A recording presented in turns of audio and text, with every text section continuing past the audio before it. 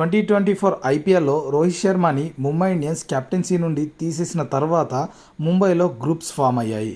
One of the గ్రూపే రోహిత్ శర్మ, సూర్యకుమార్ యాదవ్, బుమ్రా, తిలక్ వర్మ ఇలాంటి ప్లేయర్స్తో ఉంది. అయితే 2025 ఐపీఎల్లో బజ్ ఏంటంటే రోహిత్ శర్మ అలాగే సూర్యకుమార్ యాదవ్ ఇద్దరు కూడా ముంబైని లీవ్ చేయబోతున్నారని. అండ్ ఇంకో న్యూస్ ఏంటంటే కేఎల్ రాహుల్కి లక్నో సూపర్ జైంట్స్కి లాస్ట్ ఇయర్ 2025 ఐపీఎల్లో ఆ ఓనర్ తనతో ఎలా ప్రవర్తించాడో మనందరం చూసాం. ఇక 2025 ఐపీఎల్లో లక్నో నుండి కేఎల్ రాహుల్ కూడా వెళ్ళిపోయే ఛాన్సెస్ హైగా ఉన్నాయి.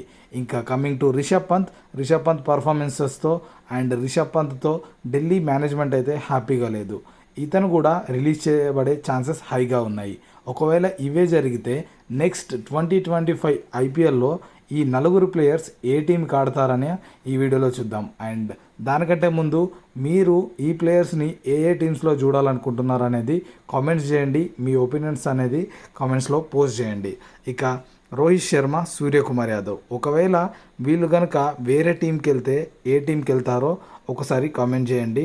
ఇక లైక్లీ చాలామంది ఇన్స్టాగ్రామ్లో, ట్విట్టర్లో చూసుకున్నట్టయితే ఇక రోహిత్ శర్మ విషయానికి వస్తే రోహిత్ శర్మ ఆర్సీబీకి రావాలని చాలామంది అనుకుంటున్నారు. ఎందుకంటే తన కెప్టెన్సీ అనేది చాలా ప్లస్ అవుతుంది కాబట్టి. ఇక సూర్యకుమార్ యాదవ్ విషయానికి వస్తే కేకేఆర్ తనని తీసుకుంటుందని కామెంట్స్ చేస్తున్నారు. ఇక కమింగ్ టు కేఎల్ రాహుల్ తన హోమ్ టీం అయిన ఆర్సీబీకి తను మ్యాక్సిమం వస్తాడు అని కన్ఫర్మ్ అయినట్టే రిపోర్ట్స్ అయితే ఉన్నాయి.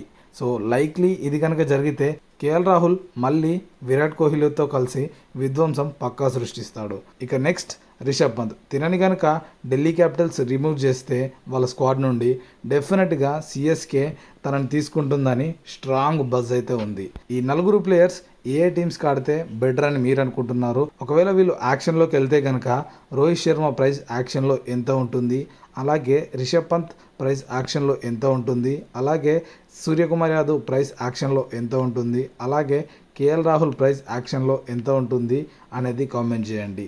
అండ్ ఒకవేళ ట్రేడ్ చేస్తే ఎంత మనీ పెట్టి వీళ్ళని ట్రేడ్ చేసే ఛాన్సెస్ ఉన్నాయో కూడా కామెంట్ చేయండి.